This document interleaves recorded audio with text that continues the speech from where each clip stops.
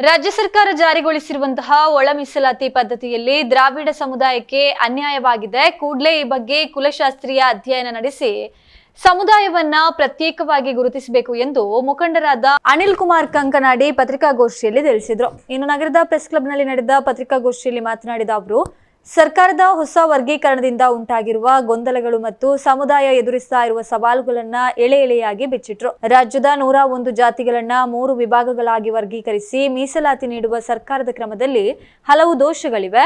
ವಿಶೇಷವಾಗಿ ಆದಿದ್ರಾವಿಡ ಎಂಬುದು ಜಾತಿಯಲ್ಲ, ಅದೊಂದು ಜಾತಿಗಳ ಗುಂಪು ಎಂಬ ನ್ಯಾಯಮೂರ್ತಿ ನಾಗಮೋಹನ್ ದಾಸ್ ಅವರ ಹೇಳಿಕೆ ಸಮುದಾಯಕ್ಕೆ ತೀವ್ರ ಬೇಸರ ತಂದಿದೆ.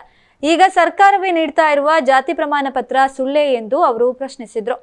ಇನ್ನು ಸಮುದಾಯದ 90% ಜನರು ತೋಟ ಮತ್ತು ಗದ್ದೆಗಳಲ್ಲಿ ಕೃಷಿ ಕಾರ್ಮಿಕರಾಗಿ ದುಡಿತಾ ಇದ್ದಾರೆ. ಪ್ರಸ್ತುತ ಈ ಸಮುದಾಯವನ್ನ ಬಲಗೈ ಗುಂಪಿಗೆ ಸೇರಿಸಲಾಗಿದೆ. ಆದರೆ ಈ ಗುಂಪಿನಲ್ಲಿ IAS, IPS ಅಧಿಕಾರಿಗಳು ಮತ್ತು ಪ್ರಭಾವಿ ರಾಜಕಾರಣಿಗಳನ್ನ ಬಲಿಷ್ಠ ಸಮುದಾಯಗಳು ಕೂಡ ಇದೆ.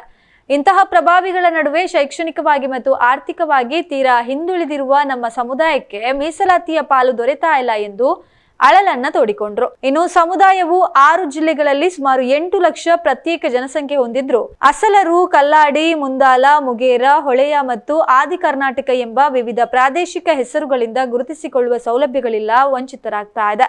ಈ ಗುಂಪಿಗೆ ಸೇರಿದ ಸಮುದಾಯದ ಆರಾಧ್ಯ ದೈವ ಶ್ರೀ ಕಾನದ ಕಟದ ಸತ್ಯ ಸಾರಾಮಣಿ ಅವರ ಹೆಸರಿನಲ್ಲಿ ಸಾರಾಮಣಿ ಸಮಾಜ ಎಂದು ಪ್ರತ್ಯೇಕ ಉಪಜಾತಿಯಾಗಿ ಗುರುತಿಸಬೇಕು ಮತ್ತು ಸಮುದಾಯಕ್ಕೆ 2% ಒಳ ಮೀಸಲಾತಿಯನ್ನ ಹೊಂದಿದೆ ಎಂದು ಒತ್ತಾಯಿಸಿದ್ರು. ಪತ್ರಿಕಾಗೋಷ್ಠಿಯಲ್ಲಿ ಮುಖಂಡರಾದ ಶಿವರಾಜ್, ಸೂರಜ್, ಬಲ್ಲಾಲ್ಬಾಗ್ ಹಾಗೂ AK ವಿಜಯ್ ಕೋಕಿಲ ಅವರು ಉಪಸ್ಥಿತರಿದ್ದರು. ಅಸಲರು, ಅದೇ ರೀತಿ ಮುಗೇರ, ಮುಂಡಾಲ ಈ ರೀತಿ ಎಲ್ಲ ಸರ್ಟಿಫಿಕೇಟ್ಗಳನ್ನು ಪಡೆದಿದ್ದಾರೆ ಸ್ಥಳೀಯವರು.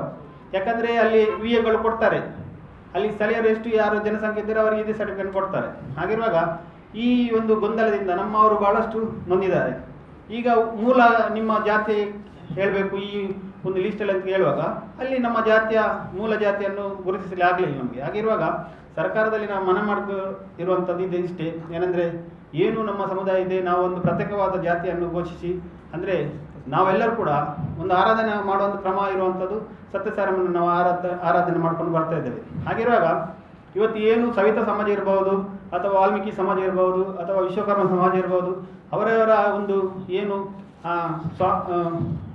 ಯುಗ ಪುರುಷರ ಅಥವಾ ಪುರುಷರ ಏನು ಪ್ರೌಢ ಪುರುಷರ ಒಂದು ಹೆಸರಲ್ಲಿ ಜಾತಿಯನ್ನು ಗುರುತಿಸುವಂಥ ಕೆಲಸಗಳು ಸರ್ಕಾರ ಹಿಂದೆ ಮಾಡಿದೆ. ಅದೇ ರೀತಿ ನಾವು ಕೂಡ ಅದನ್ನೇ ನಾವು ಪರಿಗಣಿಸಿ ಅಂಥ ಆದೇಶವನ್ನು ನಮ್ಮನ್ನು ಕೂಡ ಒಂದು ಸಾರಮಣಿ ಸಮಾಜ ಮಾಡಿ ಅಂತ ನಾವು ಸರ್ಕಾರಕ್ಕೆ ಹಿಂದೆ ಕೂಡ ನಾವು ಮನೆ ಮಾಡಿದೆ, ಈಗ ಮುಂದೆ ಕೂಡ ಮಾಡ್ತಾ ಇದ್ದೇವೆ. ಏನು ನಮ್ಮ ಗೊಂದಲ ಇದೆ ಅದನ್ನು ಸರ್ಕಾರ ಕೂಡಲೇ ಸರಿಯಾಗಿ ಮಾಡಬೇಕು.